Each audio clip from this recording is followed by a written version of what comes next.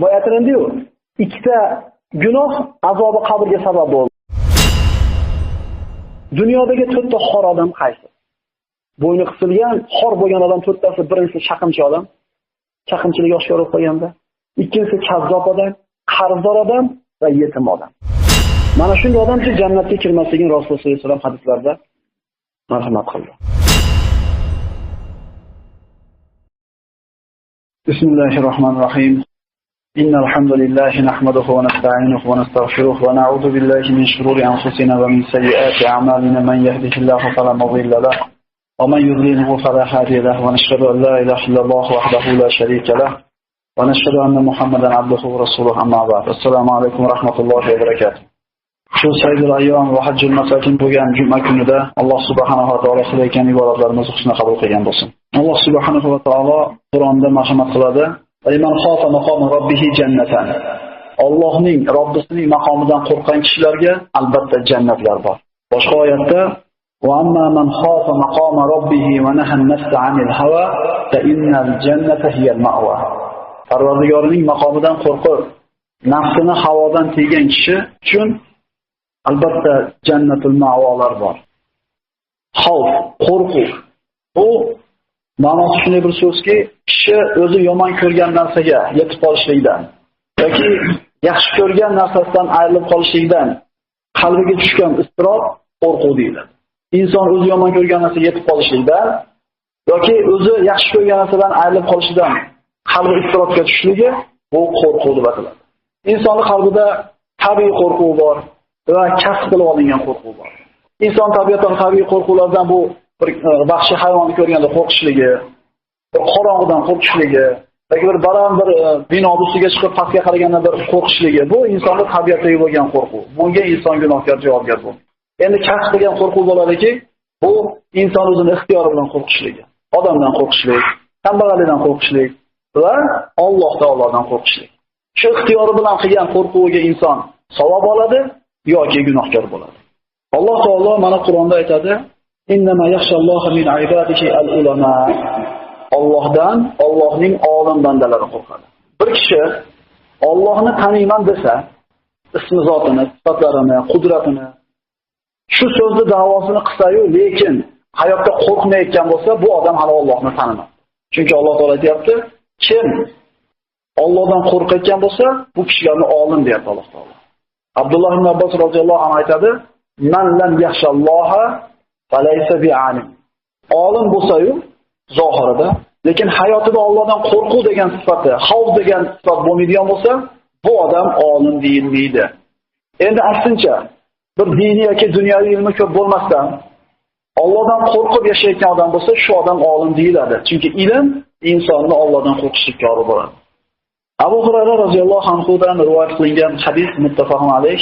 Rasululloh sallallohu alayhi vasallam marhamat qiladi: "Sab'atun yudhilluhumullohu fi dhillihi yawma la dhilla illa dhilluhu." Va zakarahum ila an qala rajulun da'athu imratun zata mansabin va jamalin faqala inni akhafulloh.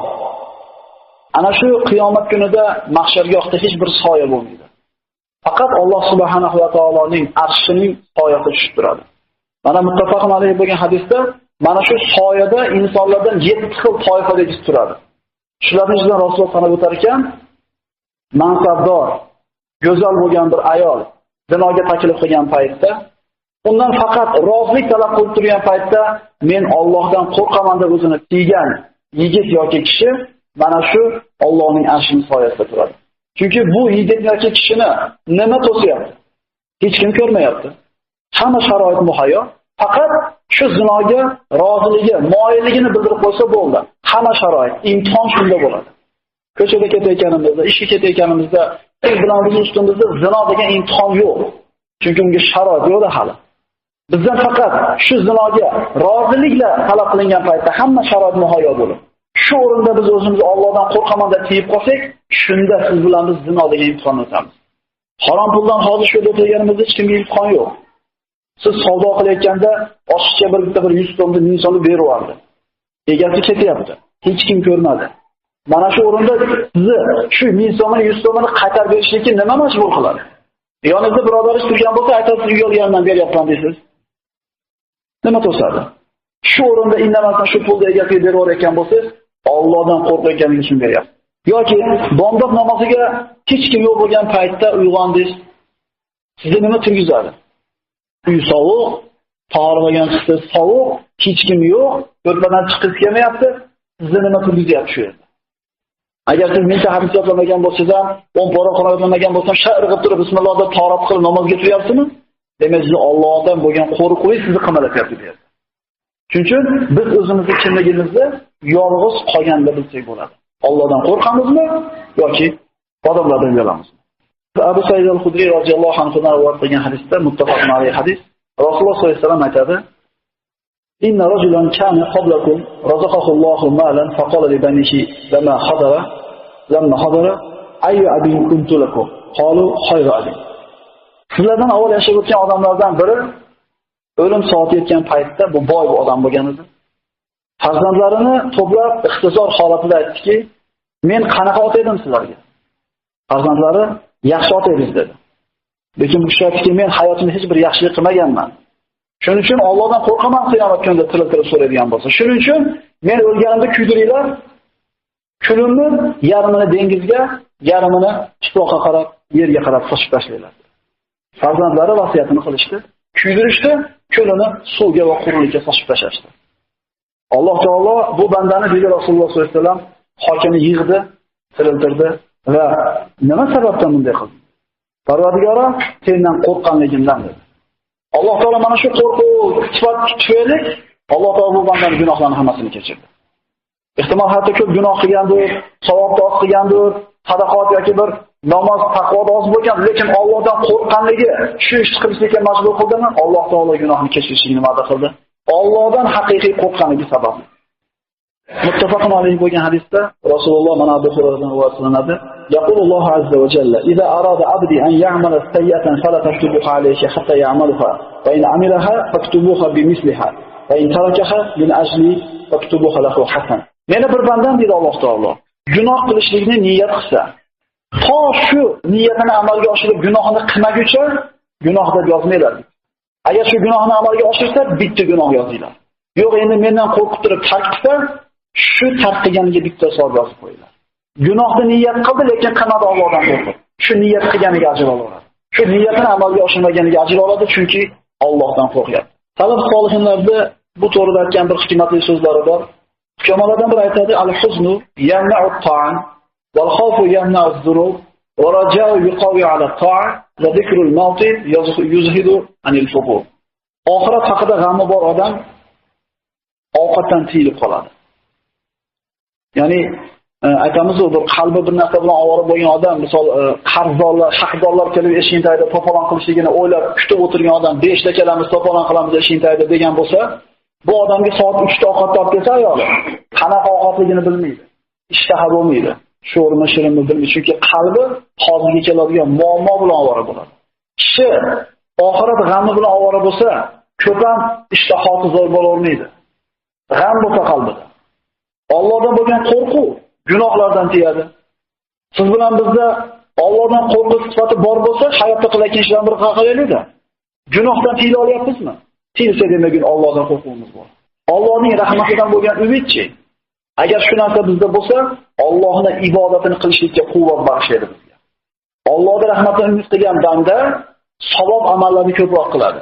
Alloh bizni ham kechirar deb turib gunoh ma'siyat qilishning o'rniga taqvoda, toatda quvvat bo'ladi bu narsa. Va o'limni eslashlik insonning hayotdagi oshiqcha, dabdaba, ziynet-ziynatlardan tiyib qo'yadi. Chunki ertaga yoki indinga o'lishini bilgan odam yangi libos olib kelish haqida ham qilmaydi. Yangi bir sayyora mashina olib minish haqida ham qilmaydi. Chunki ertaga o'lishini eshitgan odam o'zi biladi nima qilishligini. Abul Qosim Hakim rahimahulloh aytadi, kishi bir narsadan qo'rqsa, odatda undan qochadi. Endi kishi Allohdan qo'rqsa, buni aksi bo'ladi. Allohga qarab nima qiladi? Talqinadi. Subhanalloh. Kishi bir narsadan qo'rqsa, shu narsadan qochadi. Hayvonmidi, faqirlikmidi, o'limmidi, boshqa narsa. Lekin Allohdan qo'rqqan odam mana shu qo'rqqan zotga intiladi. Chunki Alloh taoloning o'ziga qaytmagan odam Allohdan qo'rqyapman demasin. Gunoh ma'siyat qilib qo'yib, biz ham namoz o'qimaganimizda matimiz toza, biz ham Allohdan qo'rqamiz deyotgan odam Bu odam kazzob odam bo'ladi. Agar qo'rqqaningda Allohga qarab intilib talpinib borgan bo'ladi. Banda qachon Allohdan qo'rquvchilar qatoriga kiradi? Qachon kasal odam sovuq suv ichsam, kasalim ziyoda bo'ladi deb sovuqdan ehtiyot bo'lgandek, gunohdan kishi do'zaxga tushligim yana ham chuqurroq bo'ladi deb ehtiyot bo'lmagunicha Allohdan qo'rqaman deb da'vo qilmas. Kasal odam suv ichsam, kasalim ziyoda bo'ladi deb ehtiyot qilgandek, kishi o'zini gunohdan ehtiyot qilmagunicha Allohdan qo'rqaman deb da'vo qilmas. Fuzayl ibn Iyos rahimahulloh aytadi: "Man xofalloha dallaqul xawfu ala kulli xayr." Bir odam Allohdan haqiqiy qo'rqsa, bu qo'rquvi faqat yaxshi ishlarga turtiydi degan. Ko'zini tiyadi, chunki Alloh ittiga so'raydi. Demak, ko'z zinosi deyildi. Qo'lida bor xayr-ehsonni xalqiga sarflaydi, ertaga Allohga oldiraman deydi. Agar sarflamasam hisob-kitob bo'ladi deydi, xalqiga foyda istaydi. G'azabini yutadi, g'azabini yutmasam Alloh taolo qiyomatda azoblaydi deydi, jamiyat o'rtasidagi muomala chiroyli bo'ladi. Allohdan bo'lgan qo'rquv insonni faqat yaxshilikka yetaklaydi. Va ko'rganmizlar bir marta Allohdan rostdan qo'rqqan odamni bir yomon ish qilganligini. Endi biz aytgan qo'rquvning ikki turi. O'limdan qo'rqish, kambag'allikdan qo'rqish, kasaldan qo'rqish. Bu narsalar o'lim, kasallik, kambag'allik Alloh taolo siz bilan bizni taqdirimizga yozib qo'ygan narsa edi. Biz qo'rqsak ham shuna bo'ladi, qo'rqmasak ham shuna bo'ladi.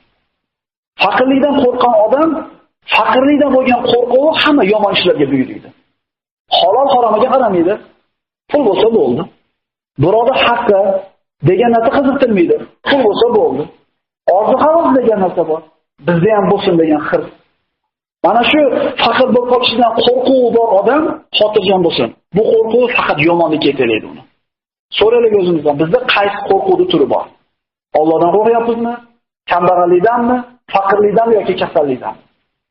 Mana shu Allohdan bo'lgan qo'rquvdan boshqa hamma qo'rquvni chiqarib tashlasak, o'sha biz qo'rqayotgan narsalarni Alloh taolo o'zi narx qilib qo'yadi. Shunday emasmi? Birni bersang uni olasan deyaptimi Alloh? Allohdan qo'rqib birni beraylik, biz qo'rqayotgan faqirlik ketadi. Payg'ambarimizning sunnatiga yashaylik, kasallik ketadi. Payg'ambarimizning sunnatiga yashab, tezara ham qilaylik, to'satdan keladigan o'limni narx qiladi. O'zi hamma bizni qo'rqitadigan narsalarni tashlab turib, bitta Allohning o'zidan qo'rqishga qaytib olsak, boshqa narsadan qo'rqmaymiz. Biror mansabdan ishdan haydab yuboraman desa, xotirjamsiz. Rizqini beradigan Alloh. Bitta eshik yopsa, ikkinchisini ochadi. Birozga po'posa qilib cho'chsa, cho'chimaysiz. Alloh bilan boshqa narsa bo'lmaydi. Demak, yo biz bitta Allohdan bo'lgan qo'rquvni olamiz ixtiyorimiz bilan, yoki hamma qo'rquv biz ustimizga yetib qo'yadi kerak. Allohdan bo'lgan qo'rquv faqat yaxshilikka yetaklaydi. Allohdan boshqasidan bo'lgan qo'rquv bizni yomonlikka yetaklaydi. Imom Subki aytadi: "Ma xiftullaha yawman illa ra'aytu lahu baban min al-hikmati wal ibrati. Ma ra'aytuhu qat." Qachon Allohdan bir qo'rqibman deydi. Shu qo'rquvimning orqasida juda ko'p hikmat, juda ko'p ibrat topdim. Allohdan qo'rqib zakot beruvdi, moli ziyoda bo'ldi. Allohdan qo'rqib sadaqa beruvdi, turli balo qazolar kelyapti, qo'ni-qo'shnisiniki unga kelmayapti. Allohdan qo'rqib tilini tiyuvdi, yaxshi ham indamaganim, yon boshimga suzgan ekan deydi. Agar shu shak gapirib olganimda nima bo'lardi? Xijolat bo'lardi. Yaxshi ham aytmaganim, agar borib aytganimda meni gap tashlaganimni bilinib qolardi, sharmanda bo'lardi. Allohdan bo'lgan qo'rquv, bilingki, siz bilan biz aql ojizimiz yetib bormayotgan bo'lsa ham bizni faqat foydamiz. Holing dunyoingizga, holing oxiratingizga. Holing salomatligingizga, holing moddiy tomoningizga. Allohdan bo'lgan qo'rquvning orqasida juda katta hikmat, ibratlar bor. Ibn Umar roziyallohu anhudan rivoyat qilinadi. Rasululloh sollallohu alayhi vasallamdan shunday bir hadisni eshitdim deydi. Banu Isroildan bir boy odam bor edi. Hali boy odam oldiga bir hojat bilan kelgan bir chiroyli go'zal ayolni ko'rdida, undan bir ta'ma qilib, u bilan zino qilishlikni talab qildi. Va 60 dinar, 60 dirham pul berdi. Hali ayol rozi bo'lib oldi. Endi unga yaqinlik qilmoqchi bo'lgan paytda hali ayol yig'lab oldi. Nima yig'layapsan? Vallohi men shu pulga hojatim borligi uchun xo'p dedim, lekin shu narsani qilishlikka harakat qilganimda Allohdan qo'rqdim dedi. Shunda haligi boy aytdiki, sen zaifa bo'lib turib, muhtoj bo'lib turib shu pulga Allohdan qo'rqsan, nimaga men qo'rqmayman? Pulam senga, o'zing ham ketaver dedi. Shu tunda o'ldi shu boy. Ertalab eshigiga Allohning rahmati shu bandaga bo'ldi degan yozuv paydo bo'ldi. Qarang, Allohdan qo'rqib o'zini tiyib qo'yuvdi, ertasi kuni o'lar ekan, yaxshi ham tiyib qo'ygan. Aytayapmiz-ku, Allohdan qo'rqib bir narsadan tiyilaveraylik, albatta orqasida bir hikmat bor, katta bir xayriyat bor. Umar ibn Xattob roziyallohu anhu tirikligida jannatligini eshitgan 10 ta sahobadan bittasi bo'lishiga qaramasdan, shunaqa ko'p yig'lardiki, hatto mana shu yoshlari oqadigan yuzini ikkita bir chekkasida ariqchalar paydo bo'lib qolgan edi. Ko'p yig'laganligi. Kim edi bu? Islomda iymon keltirishligi bilan islomga quvvat bo'lgan kishi. Rasululloh sollallohu alayhi vasallamning duosi bilan iymonga kelgan kishi. Tirikligida jannat xabarini eshitgan kishi Allohdan qo'rqib yig'laganligidan. Insof qilaylik. Bir marta yig'laganmizmi? Sahobalarning tarixini, payg'ambar alayhisalom tarixini eshitganda ko'zimizga jiqqa yosh keladi. Ahvol yaxshi. Zo'r. Endi shu sahobaning hayotini eshitmasdan yolg'iz qolganda, jannat tushda kechqurun yig'laganmizmi bir marta? Allohning soyasida turadigan 7 odamda bittasini sayganda Rasululloh nima dedi? Xoli qolganda, kechasi jannat ustida turib, Allohdan qo'rqib ko'zidan yosh chiqqan kishi dedi. 7 odam bittasi. Yolg'iz qolganda, Allohning xosiyatidan, Allohning qo'rquvidan, ko'zidan pashachalik yoki pashani boshchalik yosh chiqqan kishini ko'ziga jahannam o'ti harom dedi. Qiyomat kunida bir bandani Alloh taolo rivoyatlarda keltiriladi. Savob gunoh amallari tortilganda gunoh amallari bosib ketdi. Shunda banda do'zaxga hukm qilindi. Bir dona kipriga Alloh yinida qildi. Parvardigor ko'zidan kichkinaga ko'z yoshi chiqqan Allohdan qo'rqib. Allohdan qo'rqib kichkinani ko'z yosh chiqargan ko'zga jahannam o'ti harom deganligu, men guvohman, mana shu men turgan ko'zdan yosh chiqqan der ekan. Shunda shu kiprikni Alloh taolo so'zini olib jannatga kirgizar ekan shu banda. Shu kipriklarimiz guvoh bo'lganmi? Bizga ko'zimizdan oqqan yoshlarga, yolg'iz qolgan paytimizda. Ya'ni u sahobalar bilan, u salaf solihinlar bilan bizni taqqos bergan bo'lsak, endi misol berib shu dindan uzoq yurgan, dindan bexabar yurganlarda oldi biz o'zimizni boshqa odamga o'xshab qilamiz-ku. Masjidga yuryapmiz, biz 20 kun, 30 kun taravaga boryapmiz, 30 pora xatmada turibmiz, bir katta ish qilayotganga o'xshaymiz-da. Shaytonni yengib qo'yadigan o'rlardan bittasi shu ekan. Inson o'zini boshqalardan katta tutib qo'yganligi, amallarini ko'pligi bilan faxrlanadigan bo'lib qolishligi va gunohlarni esdan chiqarib qo'yganligi shayton buni yiqitib qo'yibdi degan. Umar ibn Xattob Madina ko'chalarida ketar ekan, sahobalar bilan bir kichkinagina bir balog'at yoshi yetmagan bir bolani shunday ushladida, bunga bag'riga bosib turib, "Ey bolam" dedi, "duo qilgin" dedi. Alloh bizning gunohlarimizni kechirsin. Ashoblar, "Ha bu balog'at yetmagan yosh bola qanaqa qilib bizning gunohimizni so'raydi Allohdan?" Umar ibn Xattob ularga qarab turib, "Ey birodarlar, bu balog'atga yetmadi. Demakki, gunohlarni yozadigan qalam ishga tushgani yo'q. Buni do'stingiz javobi ijobat. Biz balog'atga yetdik, gunohlarni qiladigan qalamimiz yozyapti. Albatta bu duo qilsin" dedi. Abu Hurayra roziyallohu anhu o'lim soatlari yaqin bo'lgan paytda yig'ladi. Shunda "Ey Abu Hurayra, nima yig'laysiz?" dedi. U kishi javob beryaptiki, "Sen qaranglar, bu kishilar roziyallohu anhum degan Alloh bular haqida. Alloh bulardan rozi bo'ldi. Shunaqa bandalar edi. Shu odam yig'layapti. Rasululloh vafot qildi. Bulardan rozi holda ketgan edi. Bularga jannatni bashoratini bergan edi. Shu kishilar yig'layapti. Men sizlarni dunyolardan chiqib ketayotganim yig'layotganim yo'q. Sizlardan ayrilayotganimga ham yig'layotganim yo'q. Lekin safarimning uzoqligini o'ylab yig'layapman. Qiyomatgacha qancha o'taman qabrda? Men ertaga ko'tariladigan yoki pasayadigan hovliga ketyapman.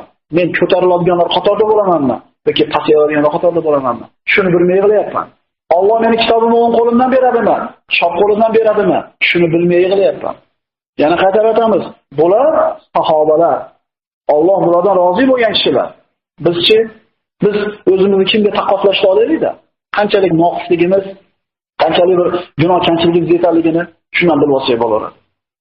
Rivoyatlarda keltiriladi, Shayx Abu Ali ad-Daqqoqdan Shuayb alayhisalom Allohdan qo'rqib yig'ladi. Yig'ladi, ko'zi ko'r bo'ldi. Alloh taolo ko'zini qaytarib berdi. Yana yig'ladi, yana ko'zi ko'r bo'ldi, yana qaytarib berdi Alloh. Yana yig'ladi Allohdan qo'rqib. Ko'zi yana ko'r bo'ldi. Alloh taolo ko'zini qaytarib berib, "Ey Shuayb, agar sen jannatdan umid qilib yig'layotgan bo'lsang, senga vojib bo'ldi, yig'lama" dedi. "Yo'q, sen agar do'zaxdan qo'rqib yig'layotgan bo'lsang, do'zax senga harom qildim" dedi. Parvardigor dedi, "Men seni yuzingni ko'rishlikka shavq bilan yig'layapman" dedi. Jannatda ham do'zaxda ham aytmayapti. "Seni yuzingni ko'rarmikinman" degan, yuzingni ko'rishlikdagi shavq meni yig'latyapti dedi. Ibodat 3 xil bo'ladi.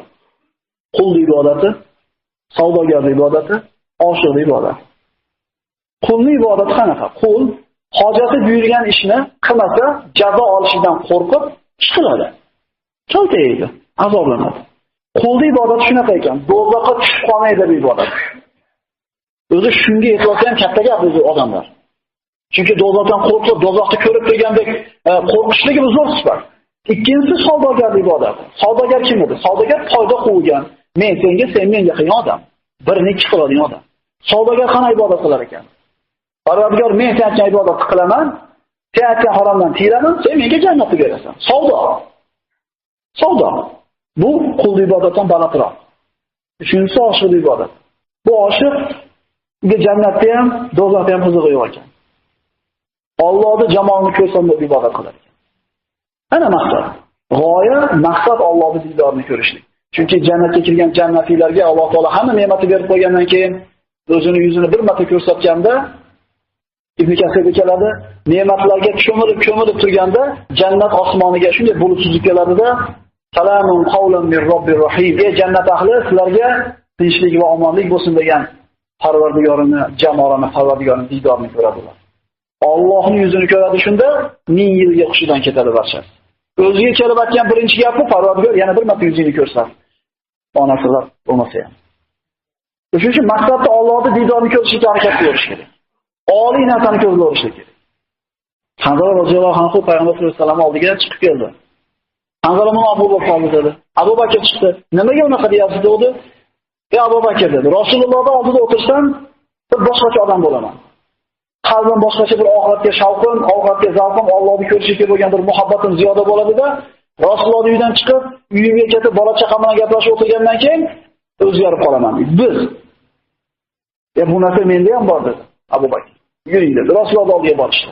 Holini aytishdi. Biz munofiq bo'lib qoldikmi dedi. Bu munofiqlik emas dedi. Agar sizlar meni huzurimdagidaqa holat bilan hayotda yura olgan edinglar, o'sha bir pokiza holatki, farishtalar sizlarning ko'zlariga ko'rinardi. Assalomu alaykum deb qo'linglarga qo'lini berib ko'rishardi. Lekin inson ba'zida unday, ba'zida bunday bo'ladi. Bular xavotirda bo'lgan, qalbini o'zgarib qolayotganligida. Hadis qudusida keladi, izzatim va ulug'ligimga qasam, men bandamning ustida ikkita qo'rquvni ham, ikkita xotirjamlikni ham jamlamayman. Kim mendan dunyoda qo'rqmasdan xotirjam yashagan bo'lsa, oxiratda mendan albatta qo'rqadi.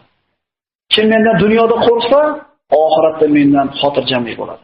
Bizning ixtiyorimizda bitta qo'rquv, bitta xotirjamlik bor.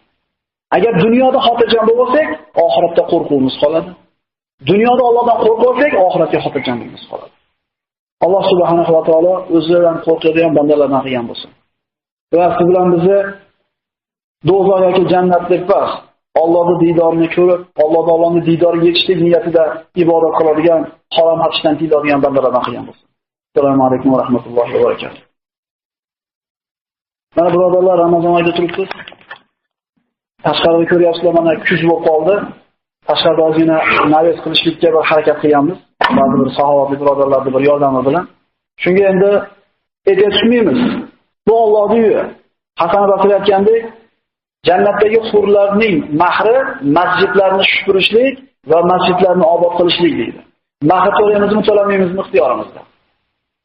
Muttafaq alayhi bo'lgan hadisda Rasululloh sollallohu alayhi vasallam aytadi, kim yer yuzida bitta masjid qurib qo'yadigan bo'lsa, Alloh taolo bu kishi uchun jannatda bir uyni bino qiladi.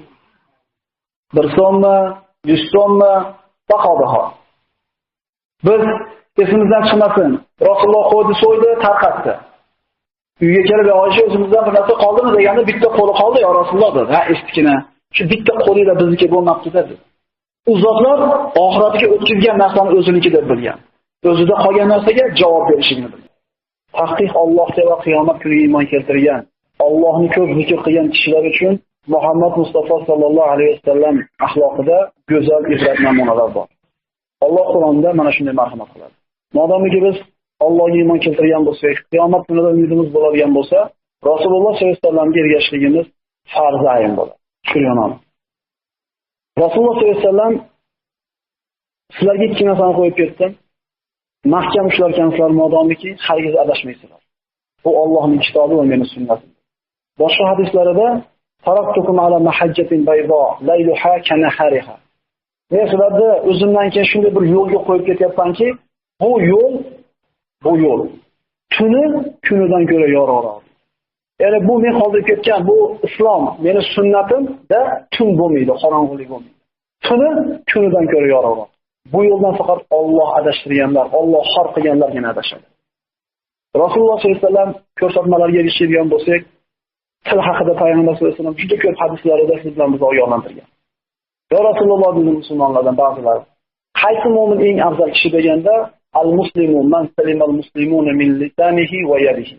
Eng afzal musulmon shunday bir musulmonki, uni tilidan ham, qo'lidan ham boshqa musulmonlar ozor chekmaydi. Tili va qo'li bilan boshqa birovga ozor bermagan musulmon eng afzal musulmon bo'ladi. Boshqa hadislarda kim Allohga va qiyomat kuniga iymon keltirgan bo'lsa, foydali gapni gapirsin, bo'lmasa jim tursin. Sukut. Yani ba'zi hadislarda keltiriladi, man tomata naja. Kim sukut saqlab turishni bilsa, yutibdi deydi. Boshqa hadislarda kishini go'zal islomi o'ziga befoyda bo'lgan ishlardan va amallardan o'zini tiyayotganini bilinadi. Kimi ko'p so'zi ko'p bo'lsa dedi Rasululloh, Imom Buxoriy Termiziy keltirgan hadisda. La tukattiru al-kalama bi ghayri zikrillahi ta'ala. Allohning zikridan boshqa har qanday so'zni ko'paytirmaylar. Chunki biz gapirayotgan gaplar har qancha ko'p bo'lar ekan, Allohning zikri emasmi? Demak qalbimizni qatiradi. Qalbimiz qanchalik qattiq bo'lsa, Alloh azza va jalladan shunchalik uzoq bo'ladi. Ba'zi hadislarda o'qisak, o'zi soqoli bo'lmagan ekanman deb o'rganib ketadi. Lekin Qur'on bor, Allohning zikri bor, tasbih aytishlik uchun, tahlil aytishlik uchun til berilgan, Allohga hamd aytamiz. Lekin ko'proq o'rinda insonning tili o'zini ziyoniga ishlaydi. Bir qancha hadislar bor, o'qisak vaqtimiz yetmaydi.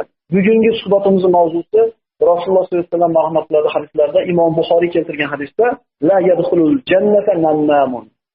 Jannatga chaqimchi, gap tashuvchi kishi hargiz kirmaydi. Bugungi suhbatimizning mavzusi chaqimchilik deb nomlanadi. Chaqimchilik nima? Chaqimchilik bir kishini ikkinchi kishi haqida gapirgan gapni ko'tarib olib borishligi, o'rtadagi aloqani buzishlik maqsadida. Ya'ni bir odam mana dehqonchilik qildi, mana ishlar qildi, manchalar savdosini qildim desa, bu gapni ko'tarib kelishi chaqimchilikka kirmaydi. Qaysi so'zni ko'tarib kelish chaqimchilik bo'ladi? Ana shu siz haqingizda gapirgan bir odamning gapi borki, shu gapni olib keldi, shu gapni eshitib, haligi odamga nisbatan qalbingizda sovuqlik paydo bo'ldi. Ikkita musulmonni o'rtasiga sovuqchilik tushirishlik niyatida ko'tarib kelingan gap chaqimchilik deyiladi. Chaqimchi odam mana hozirgi hadisdagi hech qachon jannatga kirmaydi. Imom Buxoriy va Muslim keltirgan hadislarda Rasululloh marhamat qiladi. Hal tadruna man sharagh. Chilardagi eng yomonliklar kim bilasizlarmi dedi. Sahobalar Alloh va Rasuluhu a'lam. Alloh va Rasuli bilguchiroq deyishdi. Shunda payg'ambar sollallohu alayhi vasallam aytdiki, 200lardan kishilar dedi. Mana odamlar oldiga bir yuz bilan boradi, ikkinchi odam oldiga boshqa yuz bilan boradi. Boshqa hadislarda kim ikkita til egasi bo'lsa dunyoda. Ya'ni boyga aytganimizdek, bular oldida esli chiroyli bo'lib turib gapini ko'tarib bu yoqqa olib keldimi, ikkita tilli odam deyiladi. Qiyomat kunida Alloh azza va jalla bu kishini ikkita o'tdan bo'lgan tilda og'ziga solib qo'yadi. Istiroq taomda og'ziga solsa nima bo'lishi yaxshi bo'ladi. Endi bu ikkita til olovdan bo'ladi. Rasululloh sollallohu alayhi vasallam sahobalar bilan bir qabrda ikkita yangi ko'milgan qabrda olib o'tib ketar ekan, Rasululloh aytdiki, mana bu ikkita qabrdagi kishi azoblanyapti dedi. Lekin katta gunohdan azoblanmayapti. Bittasi siydigidan ehtiyot bo'lmasdi, ikkinchisi chaqimchilik qilib gaplashib yurardi. So'ngra ana shu daraxtning oldasiga olib sindirdi, shu daraxtning oldasini ikkalasiga sanchib qo'ydi. Rasululloh nimaga bunday qildingiz dedi? Ehtimol shu shoxlar quriguncha azob ozgina yengillansa. Hadisga e'tibor beradigan bo'lsak, katta gunoh emas deyapti. Ya'ni sizlarning nazaringlarda, siz bilan bizning nazarimizda siydigidan ehtiyot bo'lmaslik, gaplashib qo'yishlik mayda gunohga o'xshaydi. Odam o'ldirish, qimor o'ynash, aroq ichish, zino qilishlikda oldida bu gaplashib qo'yishlik yoki siydigidan ehtiyot bo'lmaslik haqiqatan bizning nazarimizda kichkina gunohga o'xshaydi. Lekin kichkina emas. Chunki qabrda azob bo'lishiga sabab bo'lyapti shu gunoh, demak kichkina emas. Qiyomat kunida chaqimchi bo'lgan odam jannatga kirmasligi bu gunohda kichkinaligiga ishora. Ya'ni Rasululloh aytayaptiki, sizlarning nazaringlarda bu narsa kichkinaga o'xshaydi. Lekin Alloh taoloning huzurida katta gunoh. Bir odam 50 gram ichsa ham 80 darra yesa, bir odam 1 litr aroq ichsa ham 80 darra yesa, jazosi bir xil bo'lgandan keyin Bunisi kichkina, bunisi katta deyilmaydi. Jazosi bir xil bo'lgandan keyin ikkalasiga nima deyiladi? Katta deyiladi. Qatada roziyallohu anhu aytadi, Allohning bandalari ichida eng yomon bo'lganlari deydi. Qilgan yaxshiligini ta'na qiladiganlar, odamlarga la'nat o'qiydiganlar va gap tashuvchi kishilar. Azobi qabrga sabab bo'ladigan ishlardan bittasi g'iybat, bittasi chaqimchilik, bittasi siydigidan ehtiyot bo'lmaslik. Bolalarimizga kichkinaligini o'rgatishimiz kerak. Siydigidan ehtiyot bo'lishida va kichkinaligini o'rgatishimiz kerak, gap tashib kelmaslikda. Yolg'on gapirishni ham kattalardan o'rganadi, gap tashishni ham kattalardan o'rganadi. Chunki ana uxlamasang bobo kelyapti deb o'zi yo'q bo'ladi u bobo. Agar sen uxlamasang olib chiqishga tashlab yuboraman deydi, uxlamasang ham tashlamaydi olib chiqib. Demak, yolg'on gapirishni kimdan o'rganyapti? Uydan o'rganyaptimi? Chaqimchilikdan uydan o'rganadi. Falonchi akasi menga deb keladi, uni eshitishadi. Ana shu kichkina go'dak bola ko'chadan gap ko'tarib kelsa, ota-onasi har doim bo'lib quloqlab turadi. Birinchi marta chaqimchilik qilib gap ko'tarib kelganda og'ziga bir urib turib, bu tovarini olmaydi. Keyin bu tovarni ko'tarib keladi.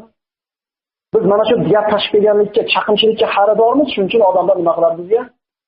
Bu odamlar gapirma bunga deydi. Masalan, chaqimchilik qilgandan keyin aytasiz, shayton sizdan boshqa elchini topolmadim menga. Deb ko'ringchi, nima bo'ladi? Chaqimchilik qilayotgan odam yer bo'ladi. Odam podalmas ekansan, men seni odam deb ketadi. Menga aytgan bunaqa gap. Keyingi safar siz shu chaqimchilik gapni ko'tarib kelmaydi. Biz o'zimiz xaridormiz bunga. Bizga yoqadi, keyin nima bo'ldi? Davom et. Hammod ibn Salama bir rivoyatni keltiradi. Bir odam bozorga borib pul sotib oldi. Pul sotib oldi. Sotayotgan odam aytdiki, bu bolani ham yo'li yaxshi, bitta aybi bor. Bitta aybi bor. Gap tashib qo'yadi. Bu aytgandiyu, ikkita gunoh azobi qabrga sabab bo'ldi. Siydigidan ehtiyot bo'lmaslik, gap tashishlik. Payg'ambarimiz aytdi, sizlarning nazaringizda katta emas gunoh. Bu kishi ham xuddi shunday deb turib, "Ay, shunaqa emas." Uyga bordi, bir qancha vaqt o'tgandan keyin haligi qul bola, xizmatchi bola ana shu xo'jayinning ayoliga boryaptiki, "Ering seni yaxshi ko'rmas ekan. Bir ish o'rgataymi, shuni qilsang qalbida eringni senga qalbi ilaydi yumshaydi." Aytdi. Kechqurun ustarani olib, soqoldan turib yurib ketdi. Qolgani keyin aytaman. Eriga bordi. Xotining birov bilan dedi, "Donolik yuribdi" dedi. Xolasang isbotlab beraman, isbotla. Bugun kechqurun yotganingda o'zini uxlayotgan olib yotavergin ko'rasan dedi. Haqiqatan haligi kishi o'zini uxlaganga olib yotdi. Haligi miskina ayol ustarani oldida qo'lini sekin soqolini tagida uzatgan paytda uyg'ondida, go'yoki uxlayotgan odam qo'lidagi ustarani olib turib shunday so'yib tashladi. Buni eshitgan bu ayolni aqli kelib buni o'ldirib oldi. Ikkita o'rtasida urush boshlandi. Nima tufayli? Chaqimchilik, namima tufayli. Juda ko'p oilalarimiz o'tib ketishi, juda ko'p birodarlar o'rtasiga sog'chilik chiqishiga sabab ana shunday oramizda chaqimchilarda, nammomlarda mavjudligi bo'ladi.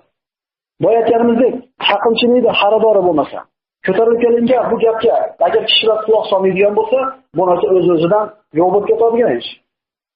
Yahyo ibn Aksam aytadi, chaqimchilik ishi sehrgarning ishidan ko'ra tezroq ta'sir qiladi.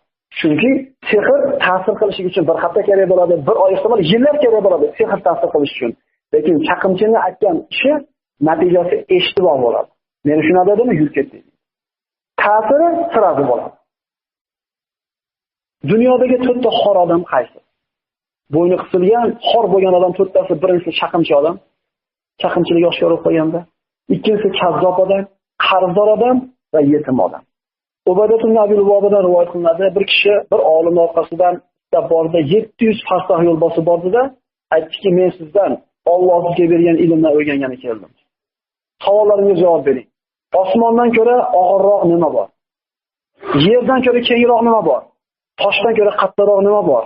O'tdan ko'ra issiqroq nima bor? Zamharizdan ko'ra sovuqroq nima bor? Dengizdan ko'ra boyroq nima bor? Yetimdan ko'ra holi zaifroq bo'lgan, xorroq bo'lgan kim bor? Shunda ana shu olim javob berib aytadiki, pokiza insonga buxton qilishlik osmonlardan ko'ra og'irroq gunoh. Ala qawlu zur, ala shahadatu zur. Rasululloh yonboshlab o'tirib, halokatga olib boradigan 7 gunohni sanadi. Allohga shirk keltirish, odam o'ldirish, dedida, yonboshlagan holda shuni cho'kib tushib oldida, ala qawlu zur, ala shahadatu zur, ala qawlu zur, ala qaytaraverdi. Yolg'onsiz yolg'on guvohlik, yolg'onsiz yolg'on guvohlik.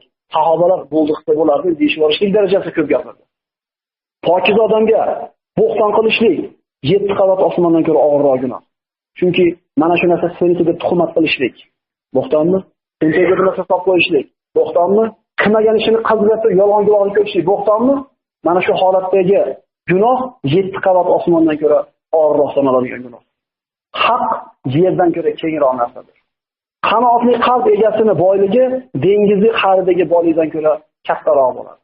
Yer yuzida Alloh taolo bergan qismatga rozi bo'lgan kishini xotirjamligi, uning qalbidagi boyligi dengizni tagidagi hamma xazinadan ko'ra boyroq bo'ladi.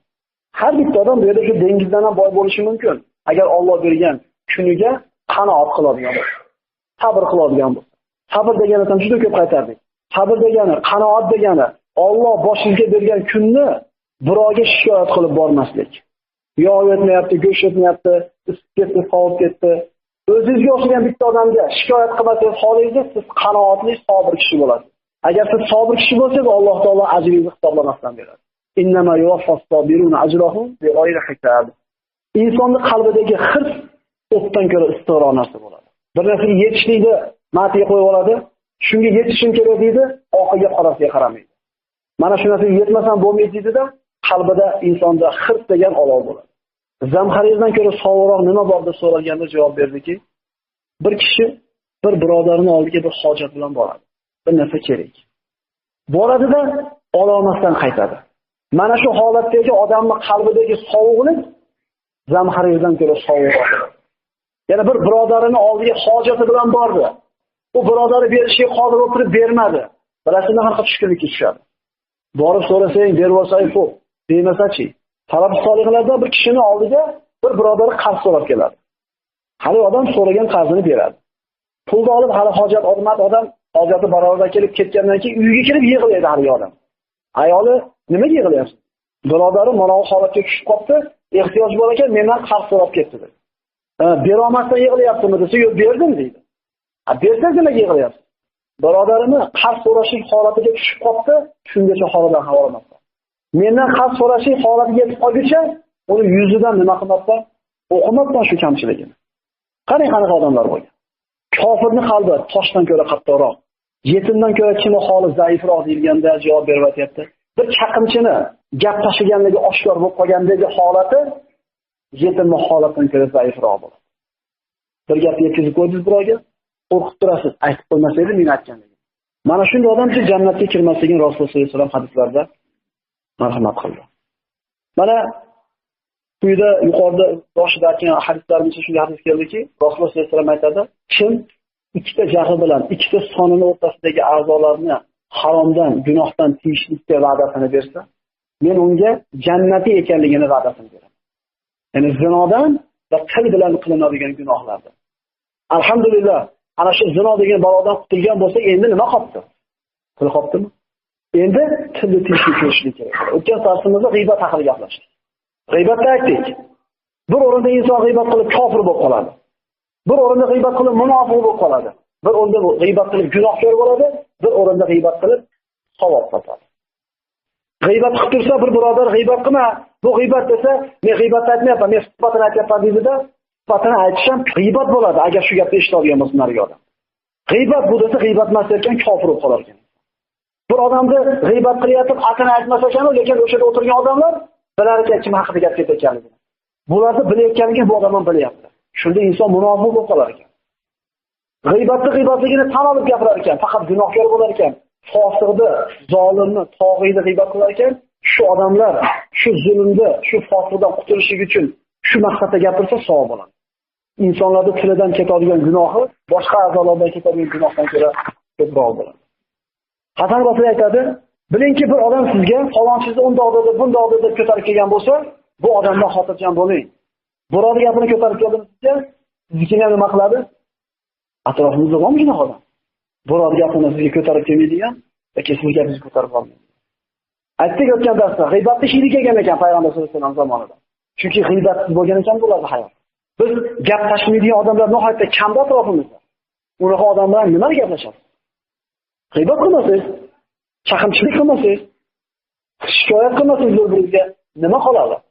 Sahobalarga o'xshab, "Val asr innal insana lafi khusr" deb bir-biriga shu surani o'qib ketdi. Boshqa gap o'rtada nima? Yo'q. Bizda hamma gap bor, lekin Allohning zikri yo'q. Umar ibn Abdul Aziz rahimahullohning oldiga bir kishi keldi va aytdiki, Bizni falonchi undoq dedi, bundoq deb chaqimchilik qildi. Shunda Umar ibn Abdulaziz aytdiki, ishingni tekshirib ko'raylikmi dedi. Agar sen hozir yolg'on gap ko'tarib kelgan bo'lsang, ya ayyuhallazina amanu in ja'akum fasiqun binaba'in degan oyatga tushasan. Iymon keltirganlar bir fosiq xabar olib kelsa, tekshiringlar degan fosiqlarga tushasan. Yo agar sen rost gapirayotgan bo'lsang, hammazin mashsha'in binamin gaplashib yuruvchi, chaqimchi odamlar qatori kelasan. Yo kazzobsan, yo chaqimchisan. Bu gapni ko'tarib kelishining 3-varianti yo'q. Xohlasang kechiramiz dedi. Kecha Amir al-Mo'minin qaytib bu ish qilmayman dedi. Agar indamay quloq solsa davom etizamiz shikoyatni. Demak, gap ko'tarib kelgan odam yo kazzob bo'ladi, fosiq, yoki agar rost gapirayotgan bo'lsa kim bo'ladi? Chaqimchi bo'ladi. Chaqimchilik nima dedik? Chaqimchilik bir odamni siz haqingizda aytgan gapni ko'tarib kelishligi, o'rtaga sovuqchilik tushirib qo'yishlik maqsadi. Demak, menga bir birodarim haqida gap aytmoqchi bo'lsangiz, siz falonchi undoq deb bir yaxshi sifatlaringizni aytdi deb gapirsiz, birodarim haqida gapiring, menga bo'lmasa gapirmang. Abdulloh ibn Muborak aytadi, balada zino bo'lgan odam gap tashib yuradi. Diqqat qiling.